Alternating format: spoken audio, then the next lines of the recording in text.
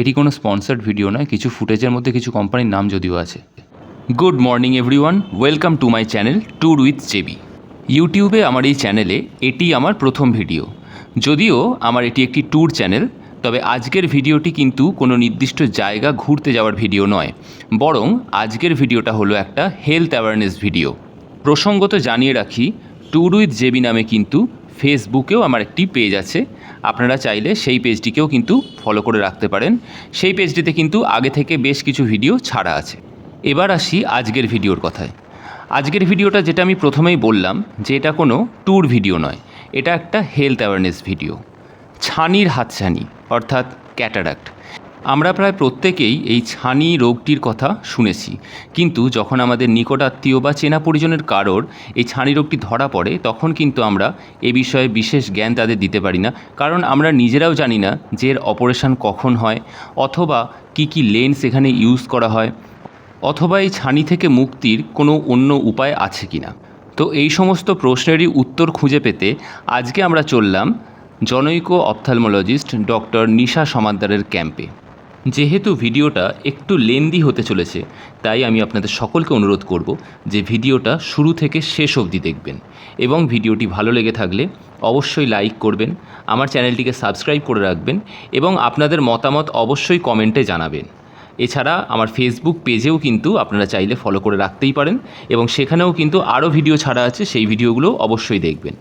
আর দেখুন, আপনাদের সাথে কথা বলতে বলতেই আমরা কিন্তু পৌঁছে গেলাম ডক্টর নিশা সমাদ্দারের ক্যাম্পে। ক্যাম্পে পৌঁছেই আমরা যেটা বুঝতে পারলাম যে ক্যাম্পে যেমন স্থানীয় মানুষজনেরাও এসছেন, তার সাথে কিন্তু বহু গুণী মানুষজনও এসছেন ছানি সম্বন্ধে বিশদে জানবার জন্য। তাই আর দেরি না করে আমরাও ভেতরে চলে গেলাম আর জেনে নিলাম ছানির হাতছানি থেকে বাঁচার উপায়।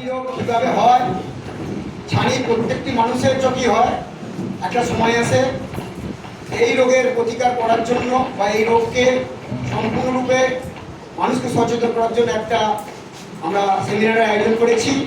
এই সেমিনারটা আয়োজক ডাক্তার নিশা সমাদ্দার, তাকে অনুরোধ করব আজকে অনুষ্ঠানটি শুরু করার জন্য।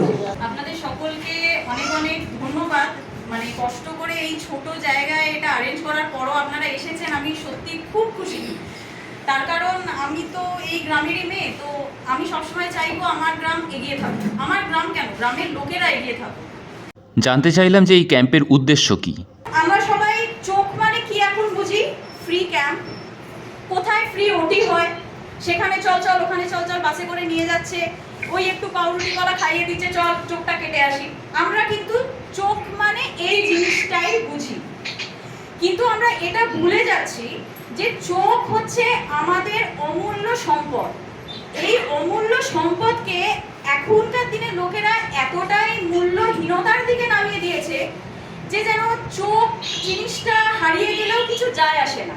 আমরা কিন্তু 2 মিনিটের লোডশেডিং সহ্য করতে পারি না। এখন আমাদের টিউবলাইট বাল্বের আলো ব্যবহার করতে করতে এমন একটা জায়গায় চলে এসেছি যে 2 মিনিটের লোডশেডিং আমাদের মানে টলারেট করতে হলে খুব প্রবলেম হয়। সেখানে চোখ চলে যাওয়া মানে কিন্তু পার্মানেন্ট লোডশেডিং। ওখানে কিন্তু কোনো সুইচ টিপলে বাল্বও জ্বলবে না, টিউবলাইটও জ্বলবে না।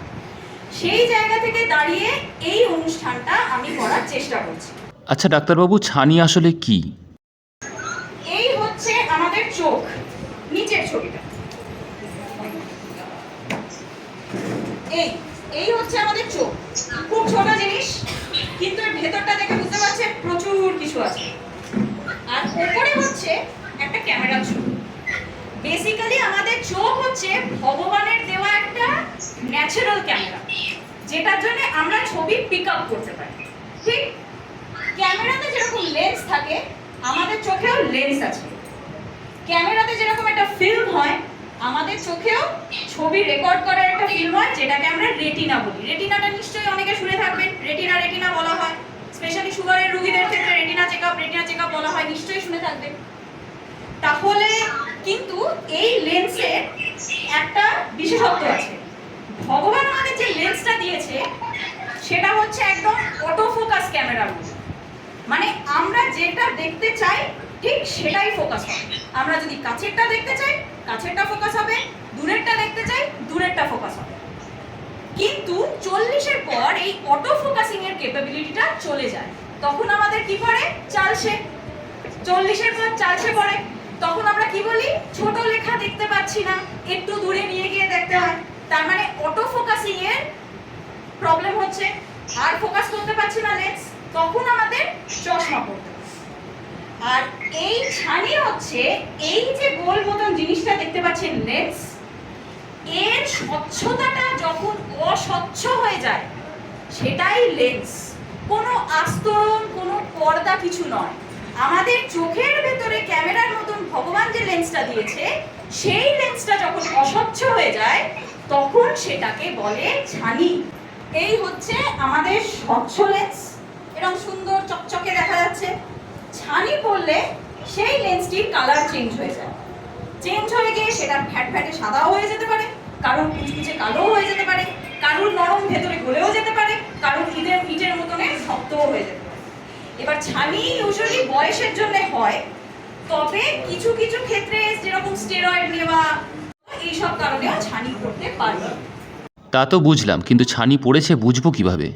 এই যে আমাদের চোখের লেন্স যে অস্বচ্ছ হয়ে যাচ্ছে, এর জন্য আমাদের ক্যামেরার লেন্স অস্বচ্ছ হয়ে গেলে ছবি তো ভালো উঠবে না। আমাদের চোখের লেন্সটা যখন অস্বচ্ছ হয়ে যাচ্ছে তখন দেখুন এই ছবিটা পরিষ্কার ক্যাপচার করতে পারছে না। তো পেশেন্ট কি নিয়ে বলে, আমি চোখে ঝাপসা দিচ্ছি। এই গেল ছানি। ছানি হলে ঠিক কি কি সমস্যা হয়? শুধু ঝাপসা নয়, কেউ কেউ বললে আমি রোদের দিকে তাকাতে পারছি না, রোদে তাকালে চোখ ঝলসে যাচ্ছে। কেউ কেউ বলে আলো পড়লেও চোখে ঝলসে যাচ্ছে। আবার কেউ কেউ বলে আমি ছোট জিনিস পড়তে পারছি না। আবার কেউ কেউ বলে আমি ছোট জিনিস চশমা ছাড়া পড়তে পারছি। এটাও হতে পারে, কিন্তু আমি দূরেরটা দেখতে অসুবিধা হচ্ছে। এই সব সমস্যা হয় ছানি পড়লে। ডাক্তারবাবু, ছানির চিকিৎসা সম্বন্ধে কিছু বলুন। একটাই চিকিৎসা, সেটা হচ্ছে অপারেশন। অপারেশনটা কি করা হয়? ফার্স্ট স্টেপ হচ্ছে আমাদের অস্বচ্ছ লেন্সটাকে বের করে ফেলা। ওটা তো অস্বচ্ছ হয়ে গেছে, ওইটা আর কিছু করা যাবে না, ওটাকে বের করে ফেলা। বের করে ফেলে একটা মানুষের তৈরি লেন্সকে ঢুকিয়ে দেওয়া হয়। আমরা তো ভগবানের মতন লেন্সটা তো আর বানাতে পারবো না, ভগবান যেটা আমাদের দিয়েছে। অতএব মানুষ একটা নিজের মতন যেরকম ক্যামেরায় লেন্স দেয়, সেই রকম একটা লেন্স যেটা আমাদের বডি অ্যাকসেপ্ট করতে পারবে, যেটা নিয়ে আমরা সারা জীবন থাকতে পারবো, সেই রকম একটা লেন্স, সেই লেন্সটাকে বার করে তার পরিবর্তে ঢোকানো হয়। তার ফলে কি হয়, আবার আমরা আগের মতো চকচকে দেখতে পাই। আচ্ছা, ছানির কি একরকমই অপারেশন হয়? ছানি অপারেশনের কিন্তু দু ধরনের পদ্ধতি আছে। আমরা ডাক্তারি ভাষায় বলি ম্যানুয়াল এসআইসিএস, ফেকোইমালসিফিকেশন। এই ম্যানুয়াল এসআইসিএসটা আপনারা বলেন মাইক্রোসার্জারি। আপনারা মানে আমি এগুলো বলছি, আমি পেশেন্টের সাথে কথা বলতে বলতে যে টার্মগুলো পাই আমি সেগুলোই আপনাদের সাথে রিলেট করে বলার চেষ্টা করছি। আপনারা বলেন মাইক্রোসার্জারি, ঠিক আছে? আর এখন এই ফেকোইমালসিফিকেশনটা যদিও আপনারা সবাই জানেন না, ফেকো বলছেন, ফেকোসার্জারি, ঠিক আছে? কাটা হয় মোটামুটি 7 মিলিমিটার মতন কাটা হয়। পুরো অস্বচ্ছ লেন্সটাকে বের করে দেওয়া হয়, তারপর তার জায়গায় একটা আর্টিফিশিয়াল লেন্স আমরা ঢুকিয়ে দিই। এটা হচ্ছে মাইক্রোসার্জারি। এটা কিন্তু আগে হতো। এখন কি করা হয়? এখন যেটা করা হয় হচ্ছে ফেকোইমালসিফিকেশন। ফেকোইমালসিফিকেশনে কি হয়, কোনো কাটা হয় না, একটা ফুটো করা হয়। সেই ফুটো দিয়ে একটা পেনের মতো যন্ত্র দেখুন ঢুকছে, খুব সূক্ষ্ম ফুটো ওটা। সেই যন্ত্রটা আপনার ভেতরের ছানিটাকে পুরো গলিয়ে ওটাকে সাকশন দিয়ে বার করে ফেলা। আর তার বদলে ওই ছোট ফুটোটা দিয়েই একটা ফোল্ডেবল লেন্স, যেটা চোখের ভেতর গিয়ে পুরোপুরি খুলে যায়। আগেরটা যেটা দেওয়া হয়েছিল সেটা শক্ত লেন্স, সেটা অতটাই চওড়া জায়গা দিয়ে ছাড়া ঢুকবে না, এটা ফোল্ডেবল ভ্যারাইটি। তারপর দেখুন আপনার ভিশনটা একদম স্বচ্ছ। এই তফাৎটা কেন জানা দরকার? তার কারণ হচ্ছে এখন তো আমরা সবাই কি ইউজ করি, অ্যান্ড্রয়েড ফোন, আইফোন। আমরা কি পুরোনো দিনের আর টেপা ফোন ইউজ করি? আমরা ফোন বলুন, রেফ্রিজারেটর বলুন, এসি বলুন, আমরা কি খুঁজি? 5 স্টার। তাহলে ছানি অপারেশনটা কেন আমরা প্রাগৈতিহাসিক যুগের মেথড ফলো করব?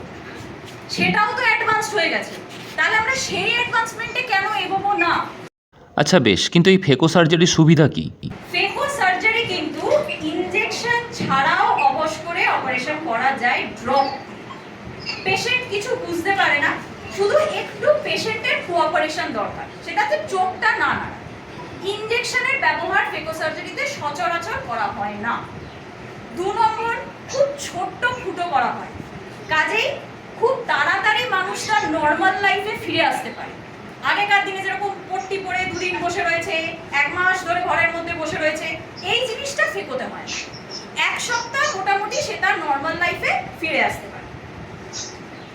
সেকেন্ড হচ্ছে, এই লাস্ট পয়েন্টটা আমি একটু পরে বলছি, এই অ্যাস্টিগম্যাটিজমটা আমাকে একটু বোঝাতে হবে, না হলে আপনারা বুঝতে পারবেন না যে ক্যাটারাক্ট সার্জারি পোস্ট অপারেটিভ যে সার্জারি দিয়ে যে একটা অ্যাস্টিগম্যাটিজম তৈরি হয় সেইটা অনেক কম হয়।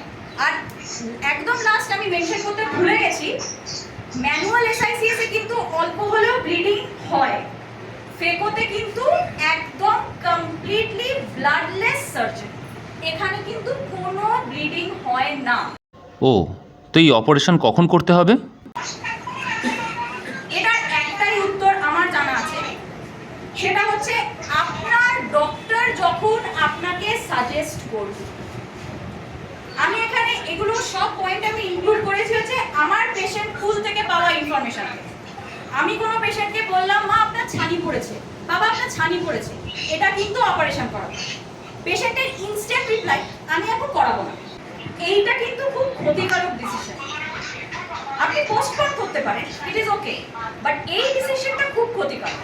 তার কারণ ছানি ফেলে রাখলে প্রচুর সমস্যা হয়ে যায়। 1 নম্বর, যদি ছানি শক্ত হয়, সেই শক্ত ছানিকে অনেক বেশি পাওয়ার দিয়ে গলাতে হয়, সেই পাওয়ারে কিন্তু চোখের অন্য অংশগুলো ওই হিটে নষ্ট হয়ে যায়। 2 নম্বর, কিছু কিছু ছানি পেকে গেলে ফেটে যায়, ছানি যদি ফেটে যায় সেই চোখ কিন্তু রিভাইভ করা খুব মুশকিল ব্যাপার। আর 3 নম্বর হচ্ছে, যত ডিলে করবেন আমাদের চোখের ভেতরের লেন্সটা একটা ক্যাপসুলার ব্যাগের মধ্যে থাকে, সেই ব্যাগটার মধ্যে থেকে ওই অস্বচ্ছ লেন্সটা বার করে আবার ওই ব্যাগের মধ্যেই কৃত্রিম লেন্সটা ঢোকানো হয়। ওই অতদিন ছানি ফেলে রাখলে ওই ব্যাগের স্ট্রেংথটা কমে যায়, ওটা দুর্বল হয়ে যায়, ফলে ওই ব্যাগের মধ্যে লেন্স ঢোকানোটাও খুব কঠিন হয়ে যায়। কিছু কিছু ক্ষেত্রে মানুষের চোখে লেন্স দেওয়াই যেতে পারে না, বা একটা অন্য পদ্ধতিতে অন্য রকম লেন্স দিতে হয়, সেটা আরো কমপ্লিকেটেড ব্যাপার। অতএব আপনি যখন ডক্টরের কাছে গেছেন, আপনি যাকেই দেখান না কেন, সেই ডক্টর যখন আপনাকে সাজেস্ট করবেন ছানি অপারেশন করার জন্য, আপনি কিন্তু সেটা বুঝে আপনার মতন ডিসিশন নেবেন। এটা কিন্তু নিজের ডিসিশন নেওয়ার জায়গা নেই। এই ছানি অপারেশনের পরেও কি সব সময় চশমা পরে থাকতে হবে? এটা বহুলোকের প্রশ্ন। ওই যে আমি ফার্স্ট কথাটা বললাম যে ভগবান আমাদের একটা অটোফোকাস লেন্স দিয়েছে, সেই লেন্সটা অটোফোকাস আস্তে আস্তে চলে যায়। সেম ছানি অপারেশনের পরও যে লেন্সটা দেওয়া হয়, নর্মালি যেটা দেওয়া হয়, নর্মাল যেটা করা হয় সেটা হচ্ছে মোনোফোকাল, মানে ওর একটাই ফোকাস থাকবে, শুধু দূরের জিনিসটাও দেখতে পাবে। কিন্তু আমরা মানুষরাও পিছিয়ে থাকবো না, আমাদেরকে ভগবানের কাছাকাছি যেতে হবে, ওনার মতন পারফেক্ট ক্রিয়েশন আমাদের করতে হবে, ফলে আরো ভ্যারাইটি অফ কৃত্রিম লেন্স চলে এসছে। তার আগে আমি আরেকটা কথা যেটা বলেছিলাম অ্যাস্টিগম্যাটিজম, ওটা আমি একটু বলে নিই, তাহলে আপনার বুঝতে সুবিধা হবে। আমাদের নর্মাল চোখ হচ্ছে আমাদের ইন্ডিয়ান ফুটবলের মতো, football basketball whatever, completely spherical, ঠিক আছে, পুরো স্পেরিক্যাল। অ্যাস্টিগম্যাটিজমে কি হয়, এটা হচ্ছে আমেরিকানরা খেলে, এইরকম একটা বল হয়, কি ওটা তোবড়ানো। অ্যাস্টিগম্যাটিজম মানে হচ্ছে আমাদের কর্নিয়াটা গোল নয়, কোনো একটা পার্টিকুলার অ্যাঙ্গেলে ওটা তোবড়ানো। সেই তোবড়ানোর ফলে কি হয়, আমাদের ভিশনটা এরকম হয়, অস্বচ্ছ। পরিষ্কার দেখা যাচ্ছে কি নিচের ছবিটা? অস্বচ্ছ লাগছে। ওই অ্যাস্টিগম্যাটিজমের জন্য অস্বচ্ছ লাগে। সেইটাই আমি আগে বললাম যে ম্যানুয়াল এসআইসিএস যেহেতু বড় করে কাটা হয়, সেই জন্য অ্যাস্টিগম্যাটিজমটা আরো বেশি হয়, সেই জন্য আরো অস্বচ্ছ হয় সার্জারির পরের ভিশনটা। কি কি লেন্স পাওয়া যায় সেগুলো একটু বলুন না প্লিজ। একটা বললাম আপনাকে মোনোফোকাল। মোনোফোকালটা কি, আমি দূরেরটা পরিষ্কার দেখব, মাঝেরটা কাছেরটা পরিষ্কার হবে না। তারপর এলো বাজারে ইডফ। ইডফ হচ্ছে এনহ্যান্সড ডেপথ অফ ফোকাস, মানে আমি ফোকাল পয়েন্টটা একটু হলেও শিফট করতে পারবো, আমি দূরেরটাও দেখতে পারবো, মাঝামাঝি এতটা ডিসটেন্স অবধি আমি দেখতে পারবো, একদম কাছেরটার জন্য একটু পাওয়ার লাগবে। তারপর এলো হচ্ছে মাল্টিফোকাল। মাল্টিফোকাল হচ্ছে আমি দূরে, মাঝারি, কাছে তিনটেই আমি পরিষ্কার দেখতে পাবো, ঠিক আছে? সেই মাল্টিফোকাল হলে অপারেশনের পর কোনো চশমা লাগে না। বাকি মাঝারি আর কাছের ডিস্টেন্সের জন্য ছানি অপারেশনের পর কিন্তু চশমা একটা লাগে। আর লাস্ট একটা হচ্ছে টোরিক। টোরিক লেন্স হচ্ছে ওই যে অ্যাস্টিগম্যাটিজম যেটা দেখালাম, তোবড়ানো, ওই তোবড়ানো জিনিসটা কারেক্ট করার জন্য লাগে হচ্ছে টোরিক লেন্স। টোরিক লেন্সের ডিফারেন্ট কম্বিনেশন আছে। টোরিক লেন্স কিন্তু মনোফোকালেও হয়, টোরিক লেন্স ইডফেও হয়, টোরিক লেন্স মাল্টিফোকালেও হয়। মানে টোরিক লেন্স সব, যদি কারোর কর্নিয়া তোবড়ানো থাকে তাকে এই কম্বিনেশনের সাথে টোরিক লেন্স দিতে হবে, তবেই সে অপারেশনের পর চশমা বিহীন লাইফ লিড করতে পারবে। আমি একটু তফাৎগুলো বুঝি। এইটা হচ্ছে ভিশন ছানিওলা। একটা ছানিওলা চোখে দেখুন দূরে মাঝারির কাছে সব অস্বচ্ছ হয়ে গেছে। অপারেশনের পর যখন মোনোফোকাল লেন্স ইউজ হয়, দূরেরটা স্পষ্ট, মাঝেরটা একটু কম স্পষ্ট, কাছেরটা টোটালি অস্পষ্ট। এইবার যখন কারোর অ্যাস্টিগম্যাটিজম আছে, তার কিন্তু ছানি করলে অস্বচ্ছ লাগবে। তার যদি আমি মোনোফোকাল দিই, তাকে কিন্তু আমি টোরিক দিইনি, শুধু মোনোফোকাল দিয়েছি, তারপরেও কিন্তু একটু অস্বচ্ছতা থেকে যায়, যেটা পরবর্তীকালে অপারেশনের পর চশমা দিয়ে ঠিক করতে হয়। আর সেই অ্যাস্টিগম্যাটিজমকেই যখন আমি টোরিকটা দিলাম, তখন আমার ভিশনটা অনেকটা ক্লিয়ার হয়ে গেল টোরিক লেন্স একটা অ্যাস্টিগম্যাটিজম ওলা পেশেন্টে। তারপর দিলাম হচ্ছে একটা ইডফ লেন্স। ইডফ লেন্সে কি হলো, ডিসটেন্স পরিষ্কার, ইন্টারমিডিয়েট পরিষ্কার, কাছেরটা একটু অস্বচ্ছ লাগছে, একদম ক্লিয়ারলি স্বচ্ছ। এইটা হচ্ছে প্যানোপটিক্স, মানে যেটা মাল্টিফোকাল বলে। দূরেরটাও ক্লিয়ার, ইন্টারমিডিয়েটেরটাও ক্লিয়ার, কাছেরটাও ক্লিয়ার, তিনটেই ইকুয়ালি ক্লিয়ার। কিন্তু মাল্টিফোকালের একটা প্রবলেম আছে। মাল্টিফোকাল যেটা বললাম দূরের মাঝের কাছের সবগুলো পরিষ্কার, সেটার একটা বড় প্রবলেম হচ্ছে যারা রাত্রিরে গাড়ি চালায়। মাল্টিফোকাল যারা রাত্রিরে গাড়ি চালায় তাদের একদম দেওয়া উচিত না। মাল্টিফোকাল তাদেরই দেওয়া উচিত, সেটা হচ্ছে যারা ঘরের মধ্যে ইউজুয়ালি থাকে, বাইরে তাদের বেরোনো কম বা গাড়ি চালানো ব্যাপারটা যাদের কম থাকে। কারণ সব ভালো জিনিসেরই কিন্তু একটা নেগেটিভ অ্যাসপেক্ট আছে। এটার নেগেটিভ অ্যাসপেক্ট হচ্ছে এটা হচ্ছে ইডফের সাথে মাল্টিফোকালের ডিফারেন্স। ইডফ হচ্ছে যেটা বললাম ইন্টারমিডিয়েট। আপনি দেখুন মাল্টিফোকাল লেন্স যার আছে তার কিন্তু আলোর চারপাশে একটা গ্লেয়ারিং হচ্ছে, এটা কিন্তু মাল্টিফোকাল লেন্সের অসুবিধে। মানে যাদের মাল্টিফোকাল লেন্স দেওয়া হয় তাদেরকে, মানে একদম ড্রাইভার বা যারা বাইরে রাত্রিরে যাওয়া আসা করে গাড়ি চালান, একদম মাল্টিফোকাল লেন্স রেকমেন্ডেড নয়। তাদের কিন্তু দূরের আলো দেখলেই মনে হবে আলোর ঝলসানি লাগছে। সেই জন্য মাল্টিফোকাল বেসিক্যালি তাদের বলা হয় তাদের ঘরের ভেতরে কাজকর্ম বা বাইরে বেশি ড্রাইভিং যারা না করে। আর এইটা হচ্ছে টোরিক আর মোনোফোকালের ডিফারেন্স। নাইট ভিশন, এটা কিন্তু আগেটা যেটা দেখলাম ডে ভিশন, এটা নাইট ভিশন। মোনোফোকাল যাদের অ্যাস্টিগম্যাটিজম আছে তাদের মোনোফোকাল হলে এইরকম একটা হেজি ভিশন আসবে, আর যাদের টোরিক দেওয়া আছে তাদের মোটামুটি ক্লিয়ার ভিশন। সবই তো বুঝলাম, অপারেশনের খরচ কেমন? ফেকোর এতগুলো অ্যাডভান্টেজ বললাম, একটাই ডিসঅ্যাডভান্টেজ, সেটা হচ্ছে ফেকো হচ্ছে একটু হলেও এক্সপেন্সিভ, একটু খরচা। তার কারণ এতগুলো অ্যাডভান্টেজ, এত সফিস্টিকেটেড টেকনোলজি। ফেকোটা তো শুধু একটা লেন্স দিয়ে লেন্সটা চোখের মধ্যে ভরে দেওয়া নয়, একটা মেশিনকে এনার্জি দিয়ে অতটুকু ফুটোর মধ্যে দিয়ে ছানিটা বার করা হচ্ছে, একটা হাই কোয়ালিটি হাই টেকনোলজির লেন্স দেওয়া হচ্ছে। সেই কারণেই ফেকোটা একটু এক্সপেন্সিভ। কিন্তু এটা এমন একটা জায়গায় আপনি খরচা করছেন যেটা কিন্তু আপনার basically it is not a expense, it is an investment.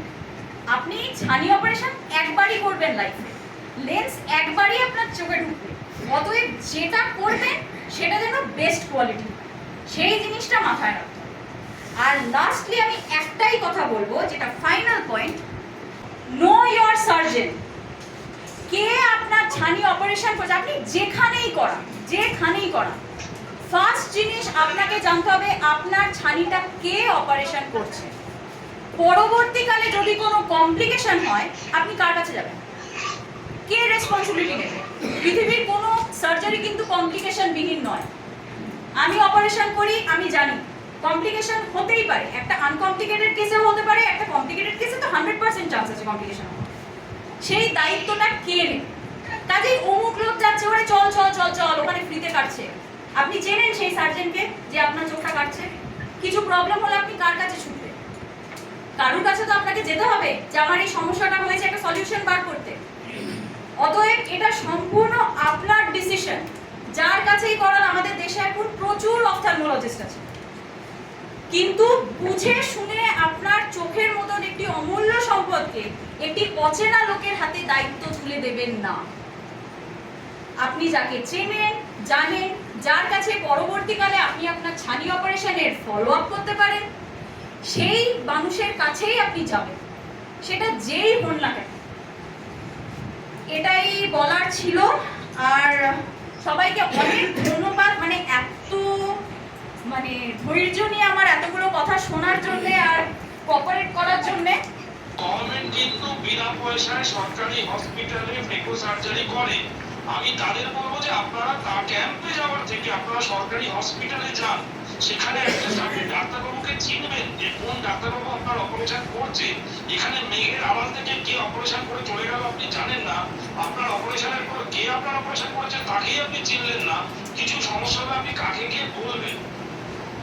Choice আপনার, কিন্তু আমি সবসময় সাজেস্ট করবো যে আপনি অ্যাটলিস্ট যে ডাক্তারের কাছে অপারেশন করবেন তার সাথে কনসাল্ট করে করুন। যে প্রত্যেকের চোখ এক নয়, আমাদের হাতের 10টা আঙুল যেমন এক নয়, প্রত্যেকের চোখের ভেতর সব যন্ত্রপাতি এক থাকলেও কিছু তফাৎ থাকে, যার জন্য একজন যত ভালো দেখতে পাচ্ছে আরেকজন হয়তো তার থেকে একটু কম দেখতে পাচ্ছে। কেন কি বৃত্তান্ত এটা ডাক্তারবাবুই আপনাকে ডাইরেক্টলি বলতে পারবেন, যিনি আপনাকে পরীক্ষা করেছেন। পরীক্ষা না করে অপারেশনের দিন এসে আমি অপারেশন করে চলে গেলাম, আমি আপনার আগেটাও জানলাম না, পরে কি হলো কিছু জানলাম না, ওইভাবে ক্যাম্পে অপারেশন করানো বোধহয় ঠিক নয়। আর যদি সত্যি বিনা পয়সায় ক্যাম্পে অপারেশন করতে হয়, গভর্নমেন্ট হসপিটাল করে, গভর্নমেন্ট হসপিটালে বিনা পয়সায় অপারেশন হয়। তাহলে বন্ধুরা, আপনারা অনেক কিছু জানতে পারলেন ছানি সম্বন্ধে। ভিডিওটা ভালো লেগে থাকলে অবশ্যই লাইক করে দিন, শেয়ার করে দিন, সাবস্ক্রাইব করে রাখুন আমার চ্যানেলটিকে, এবং আপনাদের মতামত অবশ্যই কমেন্টে জানান। কোনো কিছু জানার দরকার হলে ডাক্তারবাবুর সাথে আপনারা নিজেরাও কথা বলে নিতে পারেন। পরের একটা ভিডিওয়ে আবার আপনাদের সাথে খুব তাড়াতাড়ি দেখা হচ্ছে।